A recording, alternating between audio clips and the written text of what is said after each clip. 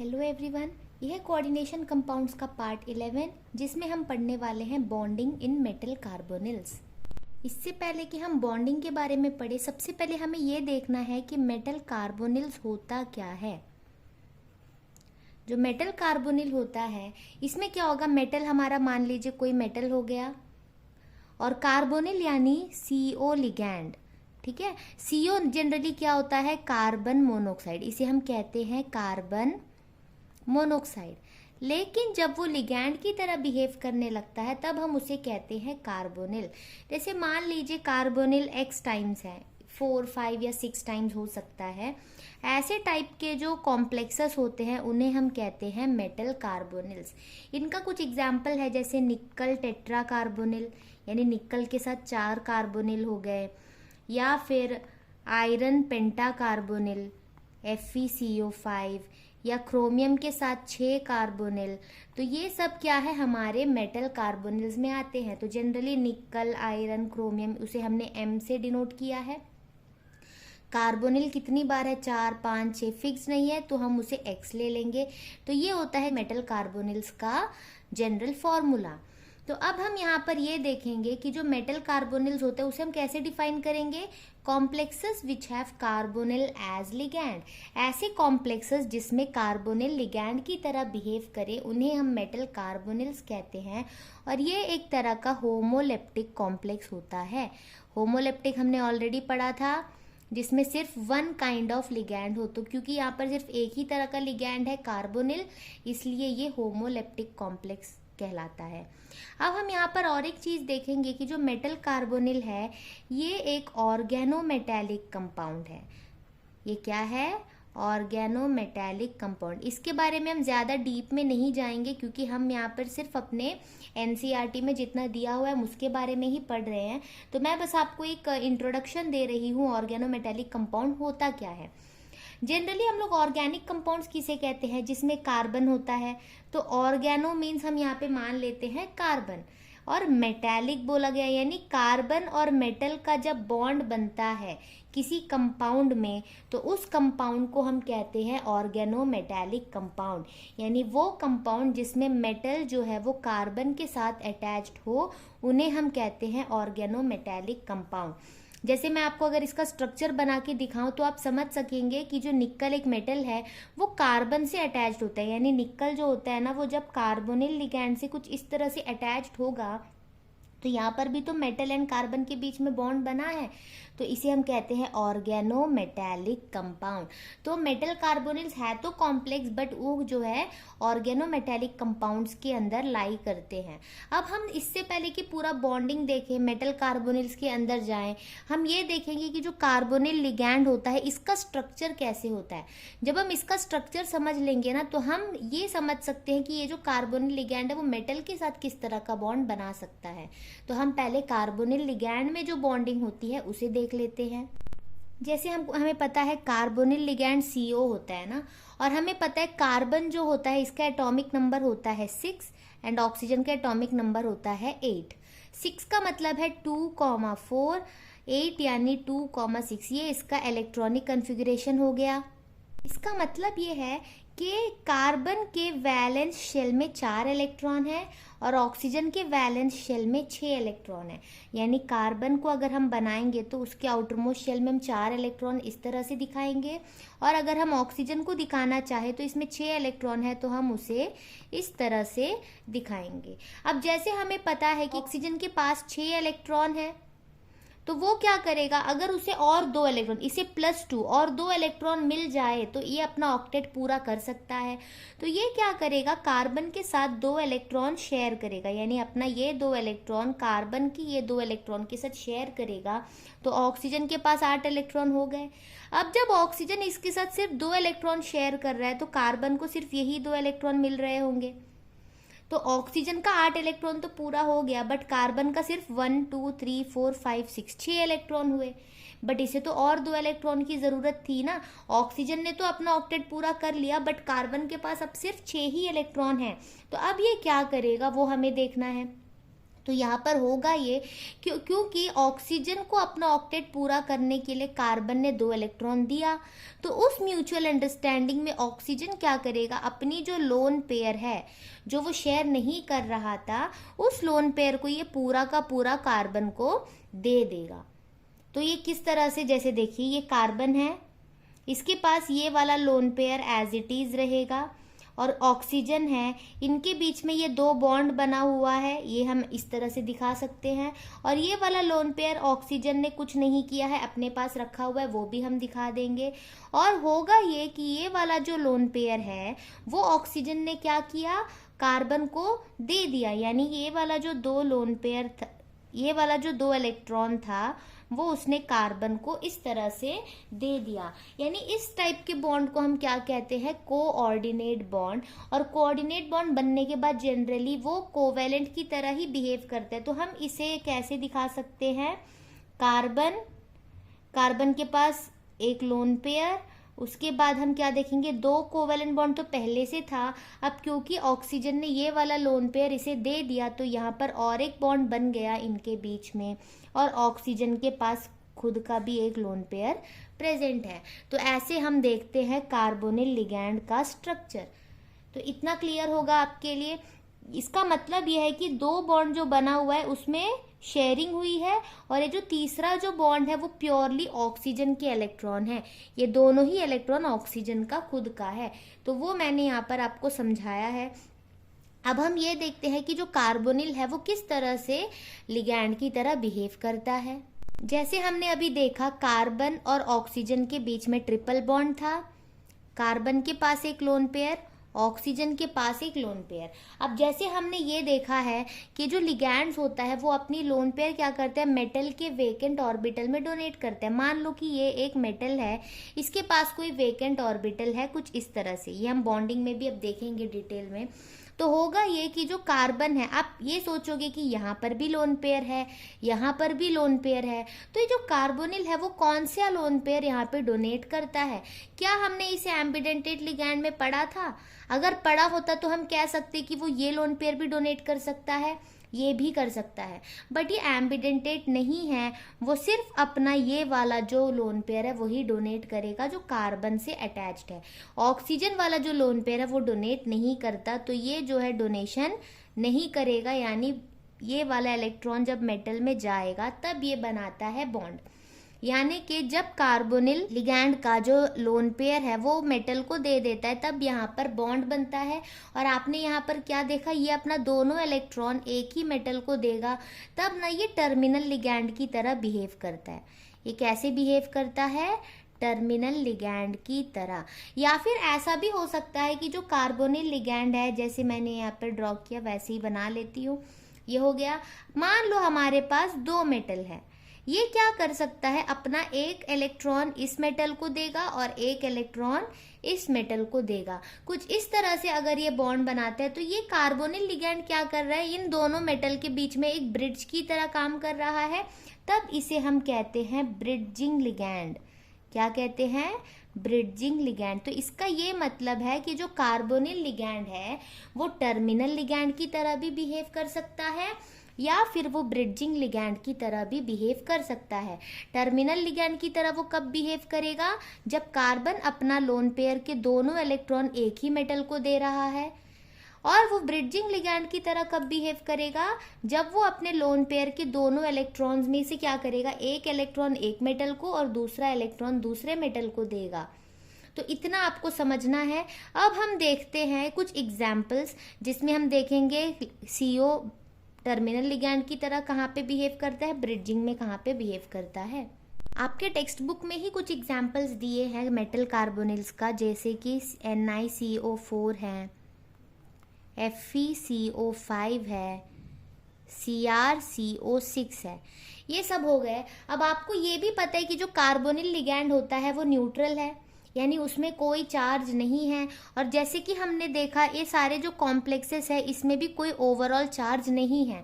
तो अगर आप यहाँ पर ये देखेंगे, निकल का अगर ऑक्सीडेशन स्टेट को आप X मानो, कार्बोनिल लिगैंड तो न्यूट्रल है और ओवरऑल चार्ज भी जीरो है, यानी x is equal to zero, यानी यहाँ पर जो भी मेटल होंगे वो जीरो ऑक्सीडेशन स्टेट में होंगे। और ये कॉम्प्लेक्सेस जनरली न्यूट्रल होते हैं, इनमें कोई चार्ज नहीं होता है। और आपको पता है कि जो कोऑर्डिनेशन नंबर 4 होता है इसके करस्पॉन्डिंग दो स्ट्रक्चर होता है, एक है हमारा स्क्वायर प्लेनर और एक होता है टेट्राहेड्रल। जैसे हमने वैलेंस बॉन्ड थ्योरी में किया है, अगर आप वैसे करके देखोगे तो आपको पता चलेगा इसका शेप जो है वो टेट्राहेड्रल है और यहाँ पर इसका शेप है ट्राइगोनल बाइपिरामिडल।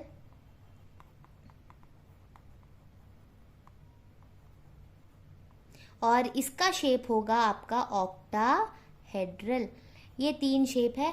अब हम इसे ड्रॉ करते हैं। जैसे निकल है, टेट्राहेड्रल का क्या मतलब है, एक लिगैंड ऊपर होगा तो बाकी के 3 लिगैंड कुछ इस तरह से नीचे पिरामिड की तरह होंगे। आप चाहे तो इसे सीधे लाइन से भी ड्रॉ कर सकते हैं। ये 3 डायमेंशनल दिखाने के लिए मैंने ऐसे बस सॉलिड एंड डैश्ड वेज का यूज किया है। तो जब भी आप CO लिखोगे ना, ध्यान देना बॉन्ड C से दिखाना है आपको। CO लिखने के लिए आप ऐसे लिखोगे तो O बॉन्ड के साथ ऐसे नहीं दिखा सकते हैं। तो ये हो गया निकल टेट्राकार्बोनिल का स्ट्रक्चर।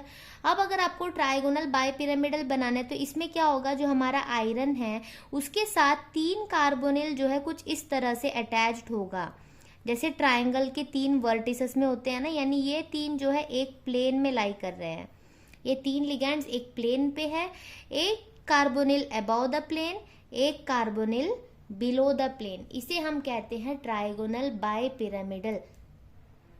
यहाँ पे मैंने बाय नहीं लिखा है, सॉरी, बाइपिरामिडल। उसके बाद जो है ऑक्टाहेड्रल में क्या होगा, जो एक क्रोमियम है इसमें 6 कार्बोनिल है, तो 4 कार्बोनिल जो है वो कुछ इस तरह से होगा स्क्वायर के 4 वर्टिसेस में। अब हम क्या देखेंगे, ये चारों अगर एक प्लेन में है तो एक कार्बोनिल अबव द प्लेन होगा और एक कार्बोनिल बिलो द प्लेन होगा। अब यहाँ पर हमने जितने भी कार्बोनिल लिखे हैं वो देखो, हर एक कार्बोनिल सिर्फ एक ही मेटल से अटैच्ड है। तो यहाँ पर जितने भी कार्बोनिल हैं ये सब कैसे टाइप के हैं, टर्मिनल टाइप के हैं। तो ये हमने यहाँ पर देखा। अब मैं आपको एक एग्जाम्पल ब्रिडजिंग का भी दिखाती हूँ। तो ये है CO2 CO8, ये कोबाल्ट वाला CO है, ये कार्बोनिल वाला CO है। ध्यान देना लिखते वक्त यहाँ पे O स्मॉल लिखेंगे, ठीक है। अब यहाँ पर हम देखेंगे 2 कोबाल्ट जो है वो आपस में एक बॉन्ड के थ्रू अटैच्ड है। इसका स्ट्रक्चर कुछ इस तरह से है। अब जो 8 कार्बोनिल है ना, उसमें से 3 कार्बोनिल इसके साथ, 3 कार्बोनिल इसके साथ कुछ इस तरह से अटैच्ड है। तो ये सारे क्या है, टर्मिनल है। ये 3 और ये 3 क्या है, टर्मिनल कार्बोनिल है। उसके बाद क्या देखेंगे, 6 कार्बोनिल हो गए और 2 कार्बोनिल बचे हैं। वो क्या होगा, एक कार्बोनिल यहाँ पर इनके बीच में कुछ इस तरह से हम दिखाएंगे और एक कार्बोनिल ऐसे। यानी ये वाला जो कार्बोनिल है इसे आप देख सकते हैं ये 2 मेटल के साथ अटैच्ड है, तो इसे हम कहेंगे ब्रिडजिंग कार्बोनिल या ब्रिडजिंग लिगैंड। तो ये होता है। तो यानी ये सारे के सारे क्या है, टर्मिनल है, और जो कार्बोनिल 2 मेटल को लिंक करता है वो होगा हमारा ब्रिडजिंग लिगैंड। और जो कार्बोनिल लिगैंड होता है वो हमेशा 2 ही इलेक्ट्रॉन डोनेट कर पाता है। वो कौन सा 2 इलेक्ट्रॉन है, जो कार्बन के पास लोन पेयर था इसी इलेक्ट्रॉन को वो डोनेट करता है। जो टर्मिनल वाले हैं वो अपना दोनों इलेक्ट्रॉन एक ही कोबाल्ट को दे रहे हैं, और जो ब्रिडजिंग वाले हैं उनके पास जो 2 इलेक्ट्रॉन है वो एक इसका कोबाल्ट को और एक इस कोबाल्ट को दे रहे हैं। तो ये तो हो गया हमारा बेसिक, यानी मेटल कार्बोनिल होता क्या है, उसे हम क्यों ऑर्गेनोमेटेलिक कंपाउंड कंसिडर करते हैं, कार्बोनिल लिगैंड में बॉन्डिंग किस तरह से होता है, और क्या देखा, जो कार्बोनिल लिगैंड है वो टर्मिनल एंड ब्रिडजिंग कैसे बिहेव करता है। इससे पहले हम बॉन्डिंग देख के आप और एक चीज समझिए। अगर हम ना किसी 2 एटम के बीच में, जैसे हाइड्रोजन और हाइड्रोजन है, इसके बीच में अगर एक सिग्मा बॉन्ड बन रहा है, सिंगल बॉन्ड हमेशा ही सिग्मा होता है ना, तो अगर यहाँ पर सिग्मा बॉन्ड बनेगा तो इनके पास ना एक सिग्मा स्टार ऑर्बिटल भी अवेलेबल होगा। अगर हम देखते हैं ऑक्सीजन ऑक्सीजन के बीच में डबल बॉन्ड है, तो एक सिग्मा है और एक पाई है, तो क्योंकि इसने सिग्मा बॉन्ड बनाया है तो इनके पास सिग्मा स्टार ऑर्बिटल भी अवेलेबल है। और क्योंकि इन्होंने पाई बॉन्ड भी बनाया तो इनके पास पाई स्टार ऑर्बिटल अवेलेबल है। तो इससे हमने क्या समझा, जहां पर सिग्मा बॉन्ड आएगा वहां सिग्मा स्टार ऑर्बिटल होगी, जहां पर पाई बॉन्ड होगा वहां पर पाई स्टार ऑर्बिटल भी होगा। इसे आप इस तरह से समझिए जैसे हमने मॉलिक्यूलर ऑर्बिटल थ्योरी पढ़ा है क्लास 11th में। मान लीजिए ये हाइड्रोजन का 1s ऑर्बिटल है और ये दूसरे हाइड्रोजन का 1s ऑर्बिटल है, और हमें पता है हाइड्रोजन का जो इलेक्ट्रॉनिक कन्फिगुरेशन है वो होता है 1s1, यानी दोनों हाइड्रोजन के पास 1s ऑर्बिटल में एक एक इलेक्ट्रॉन है। और मॉलिक्यूलर ऑर्बिटल थ्योरी में हमने क्या देखा था, दो एटॉमिक ऑर्बिटल जब कंबाइन होंगे तो वो दो मॉलिक्यूलर ऑर्बिटल बनाते हैं, और एक मॉलिक्यूलर ऑर्बिटल की एनर्जी जो है इनसे थोड़ा कम होगा और एक मॉलिक्यूलर ऑर्बिटल की एनर्जी इनसे थोड़ा ज्यादा होगा, ऐसे हमने पढ़ा था। और जिसकी एनर्जी कम होती है उसे हम कहते हैं बॉन्डिंग मॉलिक्यूलर ऑर्बिटल, और जिसकी एनर्जी एटॉमिक ऑर्बिटल से ज्यादा होती है उन्हें हम कहते हैं anti bonding molecular orbital, ABMO। और क्योंकि यहाँ पर दो इलेक्ट्रॉन है तो वो दोनों यहीं पर फिल होंगे। ये होता है हमारा सिग्मा मॉलिक्यूलर ऑर्बिटल और ये होता है सिग्मा स्टार मॉलिक्यूलर ऑर्बिटल। और जब हमने देखा सिग्मा बॉन्ड बन रहा है तो उसके पास सिग्मा स्टार अवेलेबल है। इसी तरह अगर आप ऑक्सीजन के लिए भी बनाकर देखोगे तो आपको पता लगेगा कि जब पाई बॉन्ड बनता है तो वहां पर पाई स्टार ऑर्बिटल भी अवेलेबल होता है। अब आप सोचेंगे कि मैंने ये आपको क्यों बताया है पाई स्टार एंड ऑल, तो ये आप जब बॉन्डिंग देखोगे तो आपको समझ में आएगा। तो चलिए अब हम देखते हैं, हमें चाहिए मेटल एंड कार्बोनिल ना, तो हम देखते हैं ये अगर मान लो हमारा मेटल है और हम यहाँ पर दिखाते हैं अपना कार्बोनिल लिगैंड C++O, इतना हो गया। हमें ये पता है कि जो कार्बन होता है उसके पास एक लोन पेयर होता है, तो हम यहाँ पर एक ऑर्बिटल दिखाते हैं जिसमें उसका लोन पेयर हम शो करेंगे। इतना क्लियर है। ऑक्सीजन के पास भी होता है बट वो हमें दिखाने की नीड नहीं, हम बस उसका ऑर्बिटल दिखाते हैं। तो ये ऑक्सीजन के ऑर्बिटल्स हैं जो आप इस तरह से दिखा सकते हैं। ये है कार्बन का लोन पेयर, ठीक है। अब मेटल जो है हमारा उसके पास वेकेंट ऑर्बिटल होगा, क्योंकि हमारा कॉम्प्लेक्स बनने में एक मेन क्राइटेरिया ये था ना कि मेटल के पास वेकेंट ऑर्बिटल होना चाहिए जिसमें वो इलेक्ट्रॉन पेयर को एक्सेप्ट करे। तो ये है हमारे मेटल का वेकेंट ऑर्बिटल, ये हो गया। अब हम पहले ये देखते हैं कि जो मेटल एंड कार्बोनिल के बीच में जो बॉन्ड बनता है ना, मेटल कार्बोनिल का जो बॉन्ड होता है इसमें सिग्मा कैरेक्टर भी होता है एंड पाई कैरेक्टर भी होता है, यानी इसमें सिग्मा बॉन्ड भी होता है एंड पाई बॉन्ड भी होता है। तो सिग्मा बॉन्ड कैसे बनेगा, देखो जैसे ये मेटल का वेकेंट ऑर्बिटल है और ये कार्बोनिल लिगैंड में कार्बन का लोन पेयर इलेक्ट्रॉन है, ये वाले दो ऑर्बिटल आपस में क्या करेंगे, ओवरलैप करेंगे। और जब ये दोनों ओवरलैप करेंगे कुछ इस तरह से, तो कार्बोनिल का जो लोन पेयर था वो इनके बीच में इस तरह से शेयर हो जाएगा। यानी कार्बन क्या कर रहा है, अपना लोन पेयर मेटल के वेकेंट डी ऑर्बिटल में डोनेट कर रहा है। और जैसे हमने देखा ये एक्सियली ओवरलैप कर रहे हैं, दोनों की एक्सिस एक साथ है, कुछ इस तरह से ये ओवरलैप कर रहा है। और मैंने आपको क्या बताया था, जब ये एक्सियली ओवरलैप करता है तो यहाँ पर जो बॉन्ड बनेगा वो है सिग्मा बॉन्ड। तो ये हो गया सिग्मा बॉन्ड बनने का। तो सिग्मा कैरेक्टर हो गया। अब पाई कैरेक्टर कैसे आएगा, जैसे आप सबको पता है जो मेटल होता है उसके पास वेकेंट ऑर्बिटल तो होता है पर उसके पास डी ऑर्बिटल भी तो होता है ना। तो हम यहाँ पर क्या करेंगे, मेटल का डी ऑर्बिटल शो करते हैं। और जैसे कि आपको पता है डी ऑर्बिटल डबल डम्बल होता है, तो मैंने इसलिए यहाँ पे 4 लोब्स इस तरह से दिखाए हैं। तो ये हो गया मेटल का डी ऑर्बिटल। और जैसे हम देखेंगे, मान लो डी ऑर्बिटल कुछ इस तरह से है, क्योंकि कार्बोनिल लिगैंड जो होता है ये स्ट्रॉन्ग लिगैंड होता है, ये हमेशा इलेक्ट्रॉन को पेयरिंग करवाता है ना। तो अगर ये कुछ इस तरह से है मान लो, ठीक है, मेटल का कोई ऑर्बिटल है जहां पर ये डी ऑर्बिटल है, बाकी ये वेकेंट है, तो कार्बोनिल लिगैंड जो है ना वो अपना लोन पेयर यहाँ पर डोनेट कर रहा है। बट इससे पहले डी ऑर्बिटल जो है उनमें तो इलेक्ट्रॉन है, तो वही वाले डी ऑर्बिटल हम यहाँ पे दिखा रहे हैं और उसमें हमारे पास क्या है, इलेक्ट्रॉन है। तो हम कहेंगे कि ये है मेटल का फिल्ड डी ऑर्बिटल। जो एम्प्टी ऑर्बिटल था उसमें तो उसने कार्बोनिल से इलेक्ट्रॉन ले लिया, बट उसके पास जो फिल्ड डी ऑर्बिटल है वो हम यहाँ पर दिखा रहे हैं। और जैसे हमें दिख रहा है कि जो कार्बोनिल लिगैंड है यहाँ पर सिग्मा बॉन्ड भी है और पाई बॉन्ड भी है। और ये चीज़ मैंने अभी आपको क्या बताया था, जब किसी दो एटम के बीच में पाई बॉन्ड बनता है तो उस एटम के पास पाई स्टार ऑर्बिटल होता है, इसलिए मैंने आपको बताया। यानी कार्बन जो है उसने क्योंकि पाई बॉन्ड बनाया है तो उसके पास क्या होगा, ये है उसका पाई स्टार ऑर्बिटल। ये उसके पास एम्प्टी होगा, पाई स्टार ऑर्बिटल उसके पास खाली होगा। तो यहाँ पे होगा ये कि जो मेटल का फील्ड डी ऑर्बिटल है और जो कार्बन का जो anti bonding pi star orbital है वो क्या करेंगे, साइड वाइज ओवरलैप करेंगे। क्योंकि ये जो है एक्चुअली ओवरलैप कर रहे हैं तो ये दोनों जो है साइड वाइज कुछ इस तरह से आकर ओवरलैप कर लेंगे। तो यहाँ पर क्या बनता है, पाई बॉन्ड बनता है। तो ये हो गया हमारा पाई कैरेक्टर भी। और यहाँ पे हुआ क्या है, जैसे कार्बोनिल लिगैंड के जो कार्बन था उसने अपना जो लोन पेयर है वो मेटल को दिया, तो मेटल भी क्या करेगा बदले में, क्योंकि कार्बोनिल ने उसे इलेक्ट्रॉन दिया तो मेटल भी क्या करेगा बदले में अपना जो फील्ड डी ऑर्बिटल है उसमें से इलेक्ट्रॉन उसके पाई स्टार ऑर्बिटल में देगा।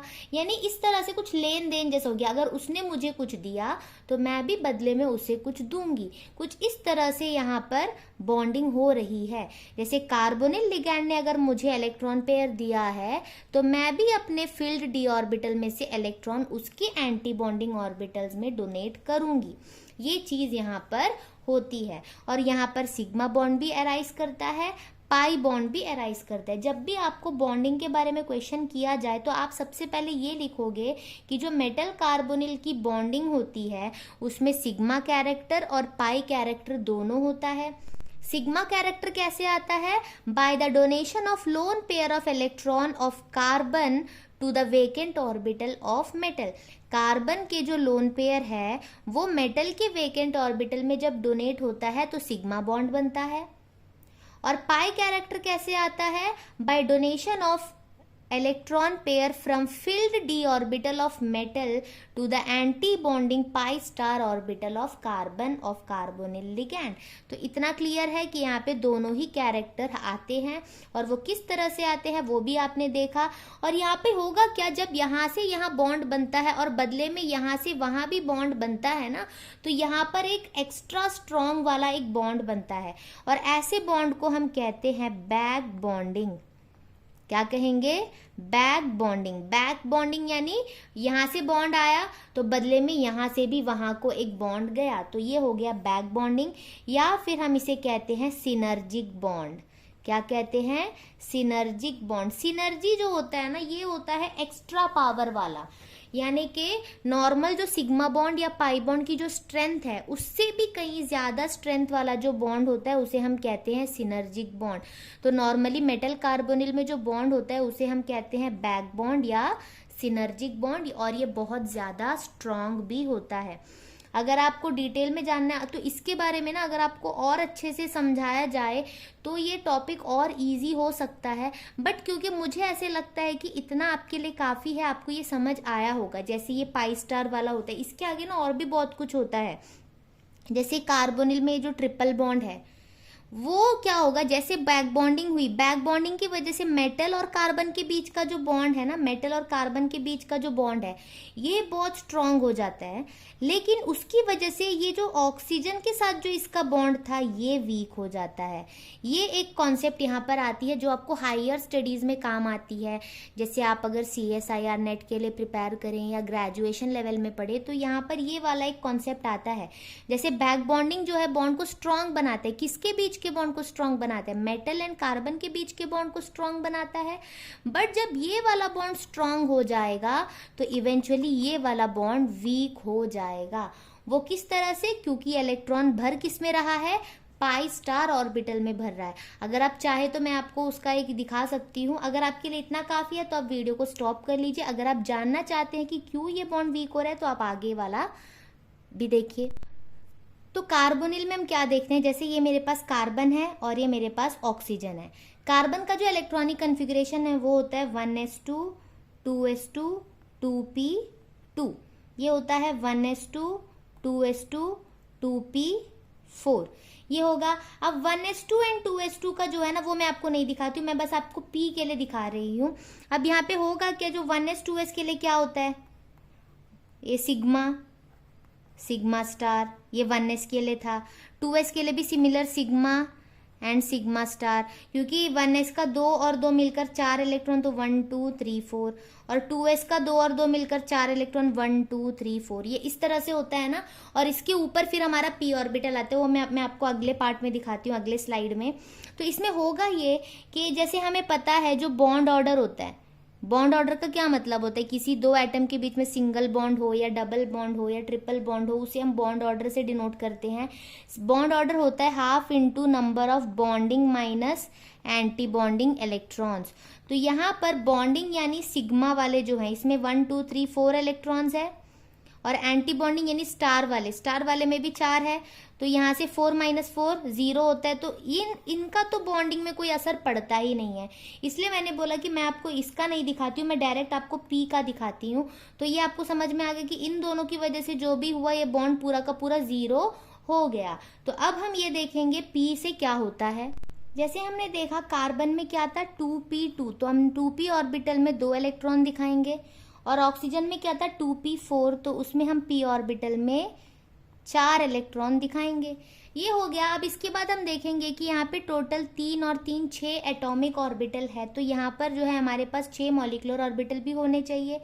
और आपने अगर मॉलिक्यूलर ऑर्बिटल थ्योरी पढ़ रखी है तो आपको पता होगा ये है हमारे π2px एंड π2py, और यहाँ पर आएगा सिग्मा 2pz, और इसके ऊपर आता है π*2px, π*2py, और इसके ऊपर आता है सिग्मा स्टार 2pz। जो भी आपने यहाँ पर बनाया उसमें स्टार लग गया ये ऊपर। तो यानी कि ये जो नीचे के 3 ऑर्बिटल है ये बॉन्डिंग है, और ये ऊपर की जिसमें स्टार लगा हुआ है ये 3 हमारे एंटी बॉन्डिंग है। अब यहाँ पर क्योंकि टोटल कितने इलेक्ट्रॉन है 2 + 4 6, तो वो 6 इलेक्ट्रॉन अगर हम यहाँ फिल करेंगे 1 2 3 4 5 6 फिल कर लिया हमने। अब हम अगर इसका बॉन्ड ऑर्डर कैलकुलेट करें, बॉन्ड ऑर्डर क्या होता है half into number of bonding में कितने इलेक्ट्रॉन है टोटल 6, और एंटी बॉन्डिंग में तो कोई इलेक्ट्रॉन है ही नहीं, तो 6/2 यानी कि 3। तो यहाँ पर इसका बॉन्ड ऑर्डर क्या आता है 3 आता है। इसलिए तो हमने देखा था कि कार्बन और ऑक्सीजन के बीच में क्या होता है ट्रिपल बॉन्ड होता है। तो यहाँ से ये जस्टिफाइड है कि कार्बन और ऑक्सीजन के बीच में ट्रिपल बॉन्ड आता है, क्योंकि हमने यहाँ पर इसका बॉन्ड ऑर्डर निकाल कर देख लिया। अब जैसे मैंने बताया कि जो मेटल के पास जो वेकेंट डी ऑर्बिटल होता है उसका जो इलेक्ट्रॉन है वो क्या करता है कार्बोनिल के π* ऑर्बिटल में वो डोनेट करता है कार्बन के, ये हमने देखा। तो वही चीज अभी अगर हम देखें तो ये π* ऑर्बिटल हो गया, क्योंकि ये ऑलरेडी भरा हुआ है, तो आगे अगर इसमें कोई भी इलेक्ट्रॉन आएगा तो वो किस में आएगा π* में ही आएगा ना। तो मेटल ने जो अपना इलेक्ट्रॉन पेयर डोनेट किया वो सीधे किस में आएगा π* में आएगा, इस तरह से आ गया। अब अगर हम इसका बॉन्ड ऑर्डर कैलकुलेट करें तो क्या होगा हाफ इंटू बॉन्डिंग में हमारे पास 6 इलेक्ट्रॉन थे, एंटी बॉन्डिंग में अब 2 इलेक्ट्रॉन आ गए, तो 6 - 2 4, 4/2 क्या होगा 2, यानी अब इसका बॉन्ड ऑर्डर 2 हो गया। यानी कि जब मेटल अपना इलेक्ट्रॉन इसे डोनेट करेगा तो कार्बन और ऑक्सीजन के बीच में सिर्फ 2 बॉन्ड रहेंगे। अब आप देख सकते हैं जैसे हमने पढ़ा है कि जो ट्रिपल बॉन्ड होता है ये बहुत ज्यादा स्ट्रांग होता है, उससे कम स्ट्रांग होता है डबल बॉन्ड, और उससे भी कम स्ट्रांग होता है सिंगल बॉन्ड। तो उस वजह से हम क्या बोलते हैं, जब यहाँ पर मेटल ने इलेक्ट्रॉन नहीं दिया था तब उसके पास ट्रिपल बॉन्ड था जो कि बहुत स्ट्रांग था, लेकिन जैसे ही मेटल ने अपना इलेक्ट्रॉन पेयर इसके π* ऑर्बिटल में डोनेट कर दिया तो यहाँ पर डबल बॉन्ड आ गया जो कि ट्रिपल बॉन्ड से तो वीक है ना। इसलिए हम कहते हैं बैक बॉन्डिंग की वजह से मेटल एंड कार्बन के बीच का बॉन्ड तो स्ट्रांग हो जाता है सिनर्जिक इफेक्ट की वजह से, लेकिन कार्बन एंड ऑक्सीजन के बीच का जो बॉन्ड है उसे वो वीक कर देता है। ये चीज़ें ना अगर आप हायर स्टडीज करने जाओगे जहाँ पर आप पढ़ोगे तो आपको ये चीज़ें और अच्छे से समझ में आएगा। मेरा ये प्रॉब्लम हुआ था कि मैंने बस क्या किया था 12th जब मैंने पढ़ा था तो मैंने बस जितना मेरे लिए सफिशिएंट था मैंने उतना ही देखा, तो आगे जब पढ़ने गए ना तो ऐसे लगा जैसे कि ये सारी चीज़ें तो मुझे पता ही नहीं, मैंने बस ऐसे ही पढ़ रखा है, मुझे तो कॉन्सेप्ट ही नहीं पता है कि ये चीज़ हो क्यों रहा है। तो मैं ये चाहती हूँ कि आप उस टॉपिक के साथ साथ ना आप कॉन्सेप्ट भी समझे कि ये हो क्यों रहा है और ये कैसे हो रहा है, ताकि आप आगे जब पढ़ने जाओ ना तो आप प्राउडली बोल सको कि हाँ मुझे इसका कॉन्सेप्ट पता है। ऐसे ना फील हो कि हाँ मैंने बस उतना ही पढ़ा था जितना रिक्वायर्ड है, मुझे कोई नॉलेज है नहीं एक्स्ट्रा। बहुत एम्बेरसिंग सा फील होता है जब दूसरे बच्चों को सब पता होता है और हमें कुछ नहीं पता होता है। तो ये मेन मोटिव है। और जब आगे आप देखोगे, और मैं ये चाहती हूँ कि आप ना जितना आपको ज़रूरत है उससे ज़्यादा आपको कॉन्सेप्ट पता हो, क्योंकि अगर कॉन्सेप्ट पता है ना तो आप उस टॉपिक को लेकर बहुत ज़्यादा कॉन्फिडेंट हो जाते हैं। तो ये एक प्लस पॉइंट होता है कॉन्सेप्ट को जानने का। तो इसके साथ ये चैप्टर ऑलमोस्ट कंप्लीट हो गया। बस एक चीज़ रह गया है, वो है इस चैप्टर में एप्लीकेशंस, वो भी करवा दूंगी और साथ में क्वेश्चन भी करवाऊंगी। और मैंने ये सोचा है कि मैं आपके लिए सैम्पल पेपर सीरीज़ लेकर आऊँगी, जिसमें आप क्या करेंगे, एग्ज़ाम से पहले चैप्टर वाइज सैम्पल पेपर्स भी सॉल्व कर पाएंगे।